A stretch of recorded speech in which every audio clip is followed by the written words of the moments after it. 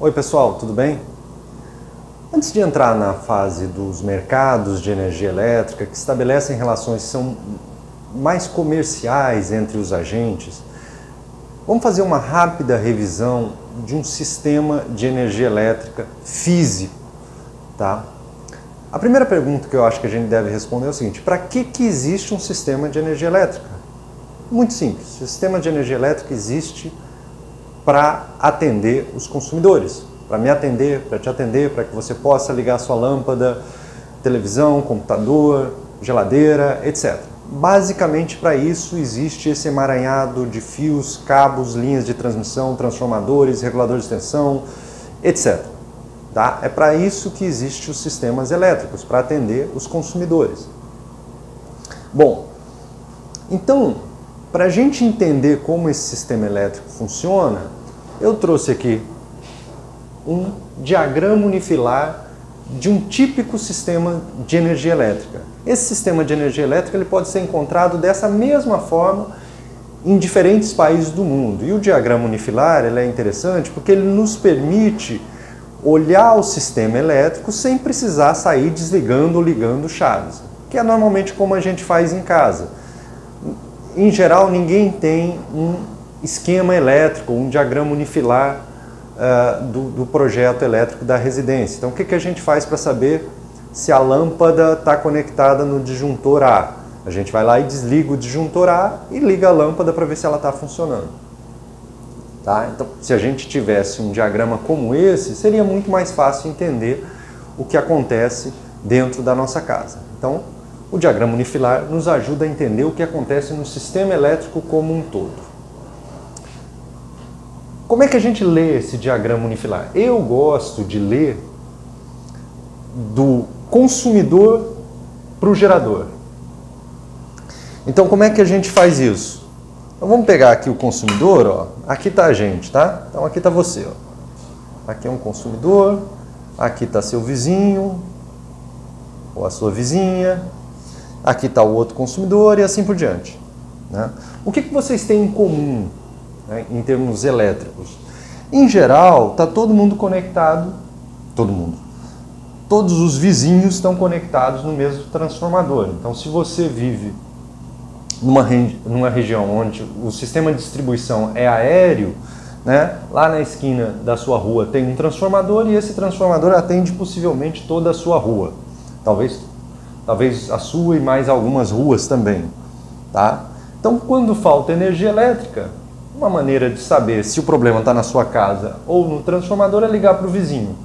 Uma maneira de saber se o problema está na sua casa ou na distribuidora é ligar para um parente num bairro relativamente distante. E assim por diante.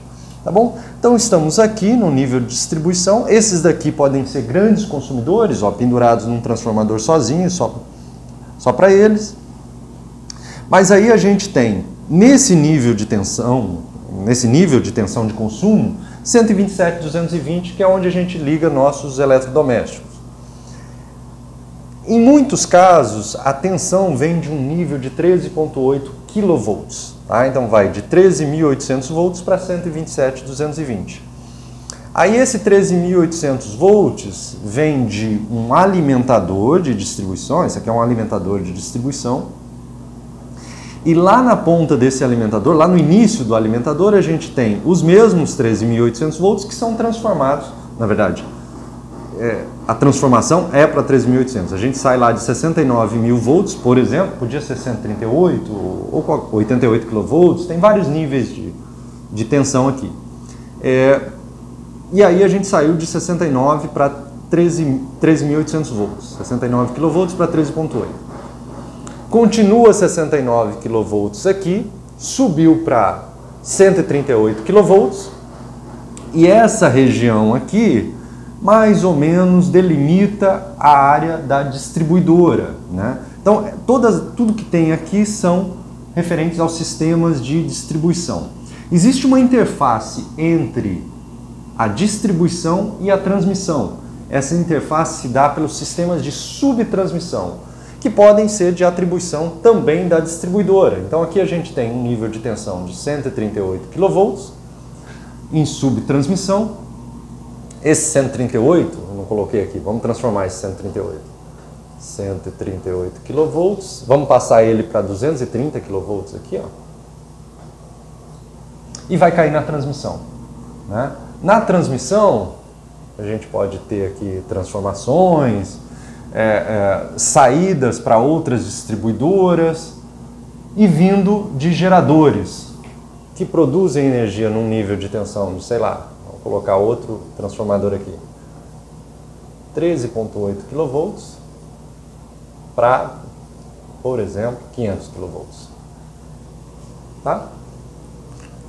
Então esse é nosso sistema de transmissão de energia elétrica. Deixa eu ver o que mais que eu não falei aqui. Tem o sistema de transmissão, passa... Ah, tá. Esse sistema aqui, ó, é um sistema malhado, né? Isso existe para que, caso a gente tenha alguma perda de linha, por exemplo, aqui, né, a energia ela possa escoar por outras linhas de transmissão. No nível de subtransmissão, ele já não é tão malhado, mas em geral o que se faz é um anel, como ocorre aqui, ó. Por aqui chega a energia, mas também pode chegar por aqui.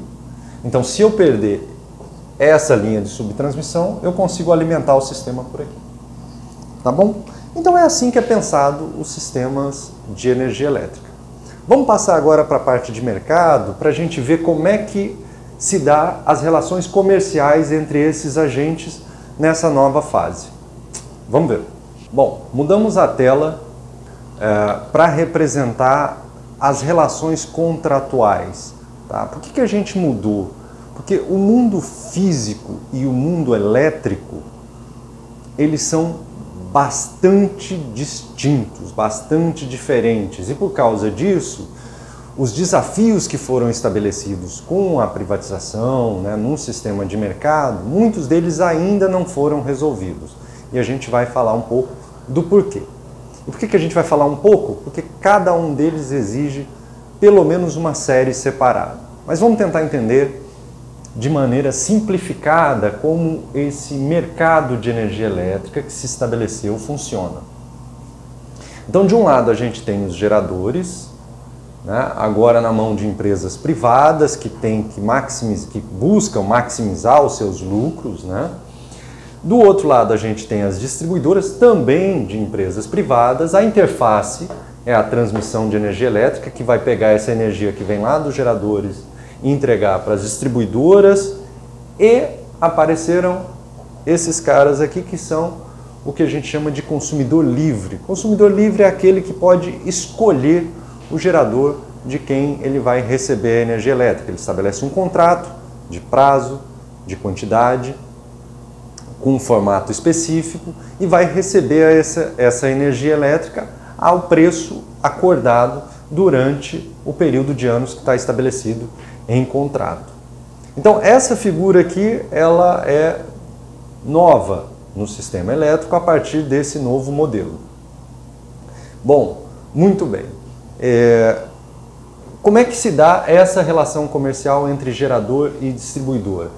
Através dos leilões de energia elétrica. Os leilões de energia, onde os geradores ofertam uma grande quantidade de energia por um longo prazo e as distribuidoras vão lá, fazem a oferta de preço e energia. Essas ofertas são cruzadas e aí se estabelecem contratos entre diferentes geradores e diferentes distribuidoras. Como é que se dá a relação entre os geradores e os consumidores livres? Negociação direta, bilateral. Os geradores fazem uma oferta de preço, os consumidores aceitam ou não aceitam, esse preço pode ser reduzido, e aí se tem uma relação comercial entre geração e os consumidores livres. Pode ser diretamente entre os geradores ou pode ser através de uma comercializadora de energia. Professor, e nós, os consumidores residenciais?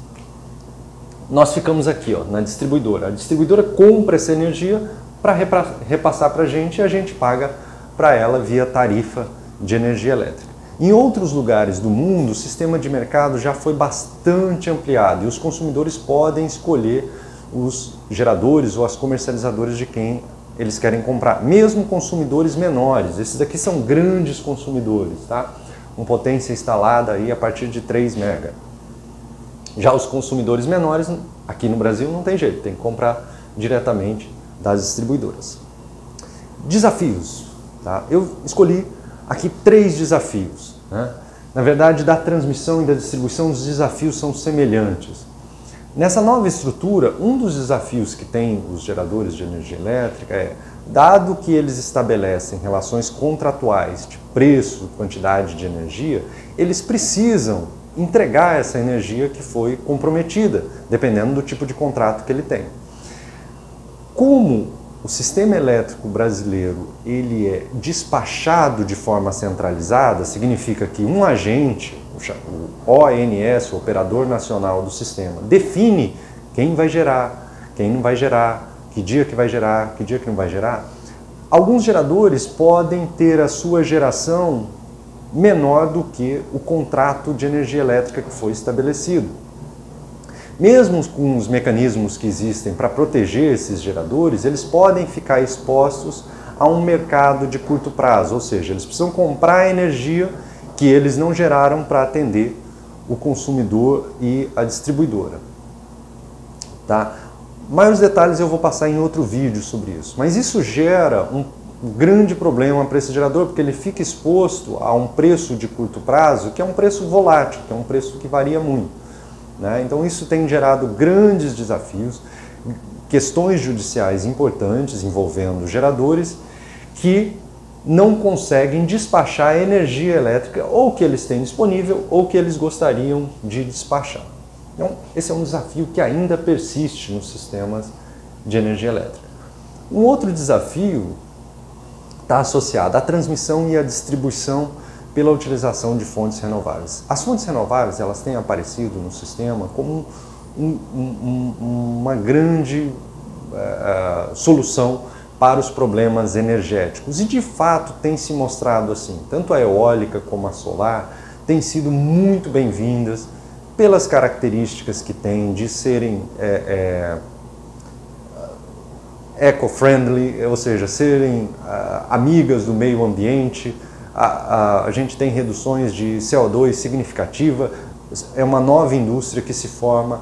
Entretanto, essas fontes elas causam grandes desafios elétricos para o sistema, porque são fontes sazonais, intermitentes, e para que sejam acomodadas, elas precisam de outras tecnologias, como uma rede elétrica que seja mais eficiente, mais inteligente, para poder acomodar essas fontes, além de geração que seja firme, como hidroelétrica, termoelétrica, para poder equilibrar essas variações que essas fontes têm. Esse é um dos desafios que a gente tem. Um outro desafio na distribuição, por exemplo, é o fato de que se todo mundo resolve instalar painéis fotovoltaicos, ou se grande parte da população resolve instalar painéis fotovoltaicos, isso não implica necessariamente em redução de custo para as distribuidoras. As distribuidoras não necessariamente vão ter custos menores no sistema, eventualmente terão até custos maiores. Isso significa que boa parte do custo adicional que terá as distribuidoras vai ser repassado para os consumidores que não têm esses equipamentos, painéis fotovoltaicos, por exemplo. Então, o desafio que a gente tem a partir desse novo mercado de energia elétrica com novas fontes renováveis é você conseguir manter a modicidade tarifária a partir da utilização dessas novas fontes. Existem outros desafios, a gente vai falar no próximo vídeo, projetando o sistema elétrico para os próximos 10 anos. Tá bom? Eu espero que vocês tenham gostado dessa aula. Até a próxima, gente. Tchau.